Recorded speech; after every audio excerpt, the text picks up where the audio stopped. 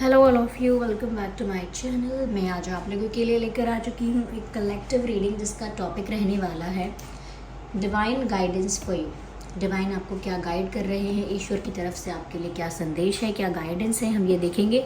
ये reading general है, collective है, हो सकता है कि आपके साथ एक्यूरेटली रेजोनेट करे, ओके, या हो सकता है ना रेजोनेट करे। तो ओपन माइंडेड होकर सुनिएगा और ज़बरदस्ती अपने आप को रीडिंग में फिट इन करने की कोशिश मत कीजिएगा, ओके व्यूअर्स। तो आइए चलिए यहाँ पर देखते हैं कि आपके लिए क्या गाइडेंस है। सभी ज़ोडिएक साइंस के लिए है ये रीडिंग, ओके, इंटरेस्टिंग। तो ये ईश्वर आपको जो संदेश देना चाहते हैं हम देख रहे हैं, या जिस भी एनर्जी पर आपका विश्वास है उनकी तरफ से आपके लिए मैसेज।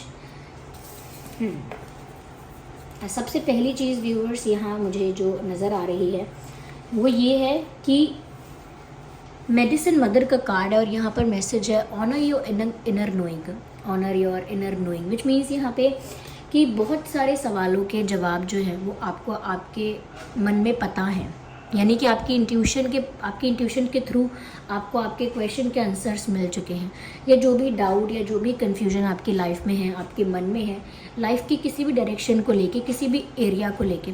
सपोज़ करियर को लेके आप ज़्यादा कंफ्यूज हैं, पार्टनर को लेके, लव लाइफ को लेके, फाइनेंसिस को लेके, हेल्थ को लेके, या किसी रिलेटिव को लेके, एनीथिंग, कुछ भी हो सकता है। तो कहीं ना कहीं आप डाउट में आते हैं कि क्या सच में ऐसा है या मेरा वहम है, या कंफ्यूज होते हैं कि मुझे क्या करना है क्या नहीं करना है, और या फिर आपके मन में बहुत क्वेश्चंस आते हैं कि ये क्यों हुआ, वो क्यों हुआ, ये ऐसा क्यों बोल रहा है, वो ऐसा क्यों बोल रही है, ये मेरी लाइफ में ऐसा क्यों हो रहा है, वैसा क्यों हो रहा है। तो बहुत कुछ इस तरह की सिचुएशन आपकी लाइफ में अगर चल रही है ना व्यूअर्स, तो यहाँ पर आपको ये बोला जा रहा है कि उस डाउट का आंसर आपको पता है।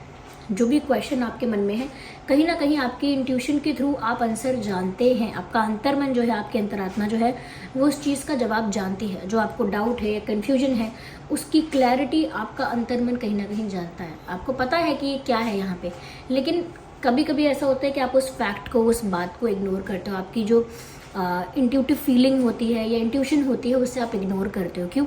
आपको लगता है नहीं, ये शायद मेरा वहम है, ऐसा नहीं होगा, या मैं सिर्फ गलत शक कर रहा हूँ, गलत डाउट है, या मैं इतना कंफ्यूज हूँ, मुझे नहीं पता क्या करना चाहिए। लेकिन अंतर्मन से पता है, अंतर्मन से पता है क्या सही है, अंतर्मन से पता है क्या गलत है, और ये भी पता है आपको अपने अंतर्मन से कि मुझे ये चीज़ करनी चाहिए।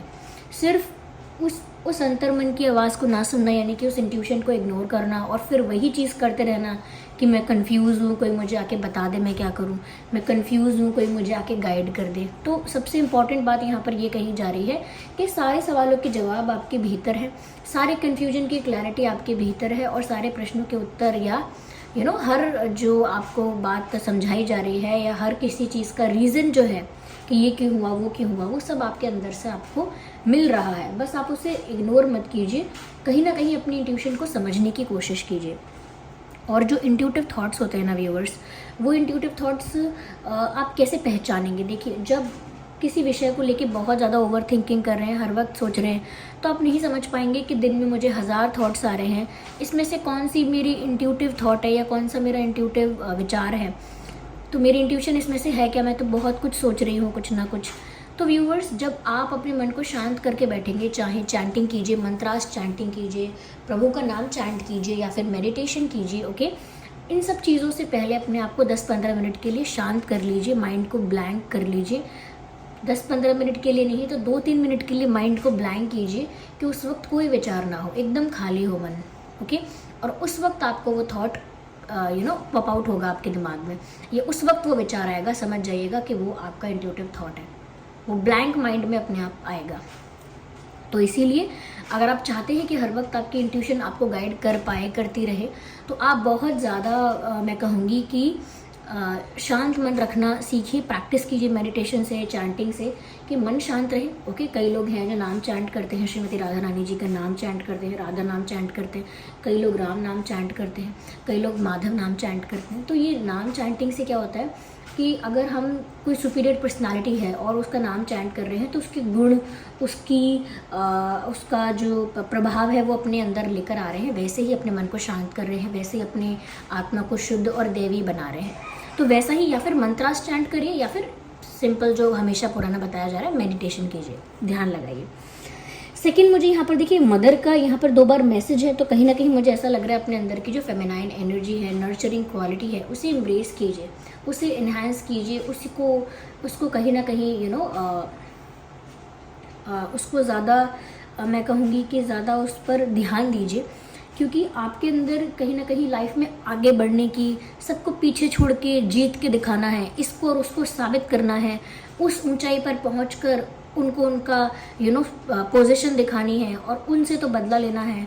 उन्होंने मुझसे गलत कहा था, उनको प्रूव करना है, इतना कमाना है कि मैं इसको दिखाऊं, उसको दिखाऊं, या मैं उस चीज़ को, लग्जरी को एंजॉय करूं या ऐसा करूं। तो ये तो पैसे की बात हो गई। कभी ऐसा भी होता है कि मेरी चलेगी घर में, मेरी क्यों नहीं सुनेगा कोई, मैं अपना जो करना चाहूँगी सिर्फ वो करूँगा या वो करूँगी, मैं हूँ सेल्फिश, या हाँ सिर्फ मैं अपने बारे में सोचूंगी, नहीं है मुझे किसी की परवाह, या फिर अपने फ़ायदे के लिए सोचना हमेशा कि इसमें मेरा फ़ायदा क्या होगा, उसमें मेरा फ़ायदा क्या होगा। तो मैं ये नहीं कहती कि ये पूरी तरह से गलत है, लेकिन फिर भी बहुत हद तक मटेरियलिस्टिक बिहेवियर हो जाता है, और ये कहीं ना कहीं फेमिनाइन एनर्जी से कॉन्ट्राडिक्ट करता है। यानी कि फेमिनाइन एनर्जी जो होती है बहुत नर्चरिंग, बहुत गिविंग और बहुत स्वीट, पोलाइट और बहुत नर्चर करने वाली और caring, loving type of energy होती है।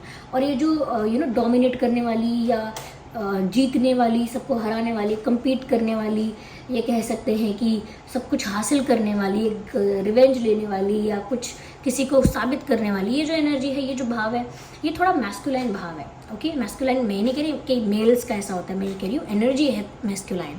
तो ये थोड़ी ज़्यादा एक्सट्रीम हो रही है आपके ऊपर हावी, यानी कि आप लाइफ की मटेरियलिस्टिक चीज़ों में इतना बिजी हो गए हो। आई एम नॉट सेइंग कि आप हो गए हो, अब अभी का सिस्टम ही ऐसा है, संसार एक अभी योजना ही ऐसी बनी हुई है पूरे संसार की, हमारी पूरी उसी पर चल रहे हैं हम सब की। जो लाइफ में आगे बढ़ेगा, वहाँ पहुँचेगा, यहाँ पहुँचेगा, कम उम्र में वहाँ पहुँचेगा, कहीं नहीं पहुँचेंगे हम सब, एक ही जगह पहुँचेंगे, और वो है डेथ बेड, एक दिन सब वहीं पहुँचेंगे। तो वो सब भूल के इंसान सोचता है अरे जितने समय के लिए आया हूँ मैं इतना आगे बढ़ूंगा, उतना आगे बढ़ूंगा। कोई हम कितना आगे नहीं बढ़ते हैं, हमारे एक्सपीरियंसेस हैं बस ये। ओके, तो उसमें आपको इतना खोना नहीं है। ऑफकोर्स सक्सेस के लिए जाइए, चेज योर ड्रीम्स, लेकिन उसमें इतना मत खो जाइए कि अपनी फेमिनाइन क्वालिटी को आप सप्रेस कर दें, उसको ज़्यादा नर्चर कीजिए। आप हैं स्वीट, आप हैं लविंग, केयरिंग, नर्चरिंग, आप रेस लगाएंगे, लेकिन इतना पागल नहीं हो जाएंगे किसी रेस में कि आप अपनी उस क्वालिटी को भूल जाएं। ओके, आप जीतना चाहते हैं लेकिन हर कीमत पर नहीं। ओके, किस कीमत पर जीतेंगे ये जानना ज़रूरी है। ओके, जैसे एक बच्चा है आपके साथ और आप है, आप दोनों कहीं compete कर रहे हैं, तो हो सकता है कि आप किस कीमत पर जीतेंगे ये सोच कर कि एक बच्चे को रुला कर, ये बेचारा वो बच्चा, उसके कुछ ड्रीम्स हैं, अभी आपको तो बस खुशी के लिए करना था, बस यूं ही करना था, आप खुश हो अपने लाइफ में, फिर भी तो आप बच्चे को जीतने दोगे कि चलो ठीक है, मैं इस कीमत पर नहीं जीतना चाहता कि इस बच्चे के सपने टूट जाएं। तो किस कीमत पर आप जीत रहे हो वो आपको चेक करना चाहिए। ओके, तो जैसे कई लोग माता पिता को रुला के फिर सोचते हैं कि अब वो दुखी हैं तो मैं क्या करूं, मैं अपने मन की ना करूं, अपने ड्रीम्स को फॉलो ना करूं, या अपने पैशन को फॉलो ना करूं। करिए, सब कुछ करिए, लेकिन इस कीमत पर मत करिए कि कोई बिल्कुल ही डैमेज हो जाए इमोशनली। तो इसको बस कहते हैं कि आगे बढ़िए, लेकिन वो नर्चरिंग और लविंग और जो केयरिंग क्वालिटी है उसको पीछे छोड़कर मत जाइए, क्योंकि वही तो आपको ह्यूमन बना के रखेगी।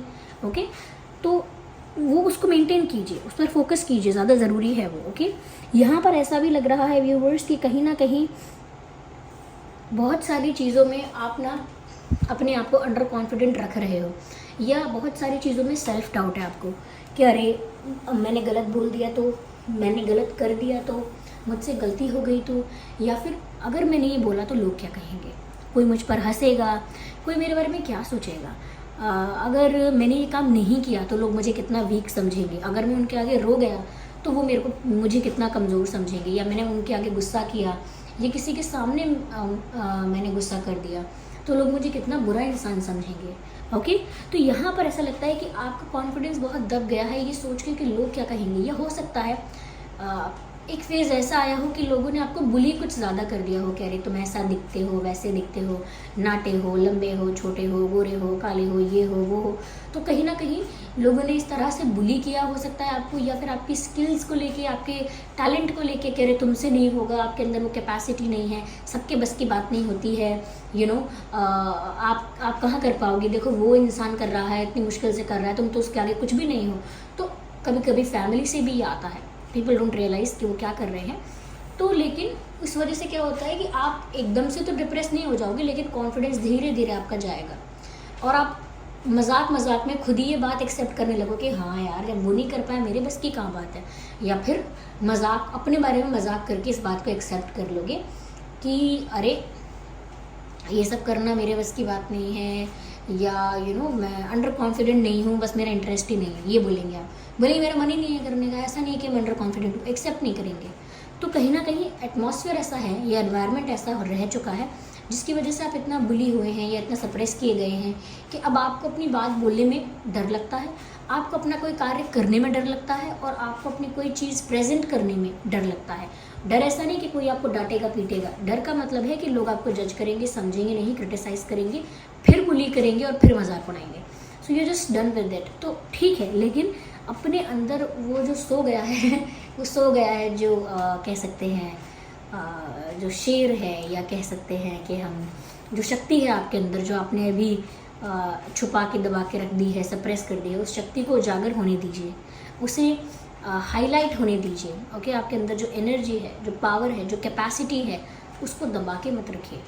Okay, let it shine bright, आगे बढ़ने दीजिए अपने आप को, और अपने कॉन्फिडेंस को वापस से बूस्ट कीजिए। अब वापस से अपने आप को मोटिवेट कीजिए, अपने कॉन्फिडेंस को बूस्ट कीजिए। ये आपके लिए गाइडेंस है। कहीं ना कहीं कैपेसिटी भी है, टैलेंट भी है, सब कुछ है, सिर्फ कॉन्फिडेंस कम हो गया है, इस वजह से बहुत सारी चीज़ें आप कर ही नहीं रहे हैं।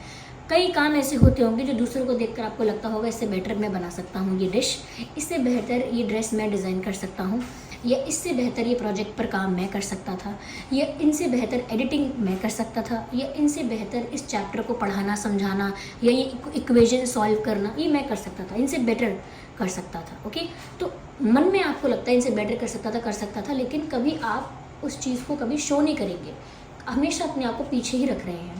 वो मत कीजिए, अपने साथ इनजस्टिस मत कीजिए। जितना टैलेंट, कैपेसिटी, स्किल, कैपेबिलिटी आपको मिली है उसका प्रॉपर यूटिलाइजेशन कीजिए। क्या कहते हैं अपनी इकोनॉमी में, proper utilisation of resources, not the under utilisation और not the over utilisation, the proper utilisation of resources. And your resources are your capacity, your will power, उसका यूज़ कीजिए। ओके, यहाँ पर ऐसा भी लग रहा है व्यूवर्स, क्योंकि मैसेज है यहाँ पर चेंजिंग टाइम्स का, यहाँ पर संकेत दिया जा रहा है इस ओर कि आपकी लाइफ में ना समय बदल रहा है। Time is changing in your life, परिस्थिति बदल रही है, समय बदल रहा है, और बदलता समय ऐसा है कि आने वाला समय बहुत सुंदर होगा, बहुत अच्छा होगा, बहुत हैप्पी और सेटिस्फैक्ट्री होगा आपके लिए। Ignore the background noise.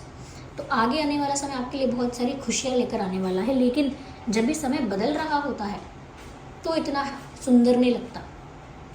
Okay, जैसे कि कोई अगर काफ़ी हेल्दी हो चुका है और वो जिम जाने लगा है वो इंसान, और जिम जाके अपना वेट कम करने की कोशिश कर रहा है, तो जितने समय वो जिम कर रहे हैं, एक्सरसाइज कर रहे हैं, एक अच्छी स्ट्रिक्ट डाइट पर हैं, तो क्या हो रहा है वहाँ पर कि उनको मन मारना पड़ रहा है, उनको कुछ खाने का मन कर रहा है, एक्स्ट्रा खाने का तो नहीं खा रहे हैं, कुछ ऐसी चीज़ें खाने का मन कर रहा है जो नहीं खाएंगे अब, और ज़्यादा मेहनत करनी पड़ रही है, जिम में बहुत पसीना बहाना पड़ रहा है, बहुत ज़्यादा एफर्ट लेना पड़ रहा है, पेन भी हो रहा है, एग्जॉस्ट भी हो रहे हैं, फिर भी एक्सरसाइज ज़्यादा करनी पड़ रही है। तो वो फेज़ इतना सुंदर शायद नहीं भी लगता हो कि अरे इतनी गर्मी, इतना पसीना लग रहा है, या मेरे को मन की चीज़ खाने को नहीं मिल रही है, मैं थक गया हूँ, कब तक ये जिम करता रहूँ। जिन लोगों को आदत नहीं है, कई लोग तो जिम करना बहुत एडिक्टिव है कुछ लोगों के लिए, लेकिन जो लोग सोचते हैं कि बहुत मेहनत करनी पड़ रही है, हार्डवर्क करना पड़ रहा है, तो जब वो हो जाएंगे फिट, जब वो जिस गोल पर पहुँचना चाहते हैं वो गोल अचीव कर लेंगे, जो भी उनका बॉडी गोल है, तो उसके बाद वो खुश होंगे कि मुझे ये अचीव हुआ। वो जो जर्नी थी वो पेनफुल थी या स्ट्रेसफुल थी या एग्जॉस्टिंग थी, जैसी भी थी, लेकिन वो जर्नी थोड़ी टफ थी। ऐसे ही यहाँ पे लगता है कि आपकी लाइफ में एक जर्नी तो ऐसी चल रही है, एक फ़ेज़ तो ऐसा आ रहा है जो ट्रांसफॉर्मिंग फ़ेज़ है, जो आपकी लाइफ में बदलाव लाएगा, और ये बदलाव ऐसा ही होगा जैसे एफर्ट ज़्यादा लगना, हार्डवर्क ज़्यादा होना, परेशान ज़्यादा होना, स्ट्रेस ज़्यादा आना, इमोशनल, फाइनेंशियल और अदर टाइप्स की भी अनस्टेबिलिटी फील करना लाइफ में, ओके। और ऐसा लगना कि मैं बीमार क्यों हूँ, मैं हमेशा बीमार होता हूँ, या मेरे पैसे हमेशा ज़्यादा खर्च हो रहे हैं यहाँ वहाँ, मैं खर्च नहीं करना चाहता फिर भी यहाँ वहाँ खर्च हो रहे हैं, या मैं इस इंसान से बात नहीं करना चाहता लेकिन ये इंसान बार बार मेरी लाइफ में आ जाता है। तो ये तो मैंने बहुत छोटी बातें बोल दी, ये बड़े लेवल पर भी होती हैं जब इंसान के लाइफ में अनस्टेबिलिटी आती है। तो समय बदल रहा है आपका, और बदलते समय में आपको खुद पर विश्वास रखना है। यहाँ पर लिखा है trust your talent in changing times, खुद के टैलेंट पर, खुद की विल पावर पर कि अरे मैं फिर भी इस सिचुएशन को फेस कर सकता हूँ, हैंडल कर सकता हूँ, डील कर सकता हूँ। I have that power, I have that guts and courage कि मैं फिर भी फेस कर लूँगा या कर लूँगी। उसी विश्वास के साथ आप फेस कीजिए, क्योंकि जब समय बदलता है तो आसपास की चीज़ें बदल जाती हैं। एक आपके अंदर का ही विश्वास है जो आप स्थिर बनाए रख सकते हैं, और उसके बाद जो हैप्पीनेस, सक्सेस और सेटिस्फैक्शन मिलेगा वो तो है ही। So this was the reading. चलिए मिलते हैं अगली रीडिंग में, तब तक के लिए bye bye family, take care.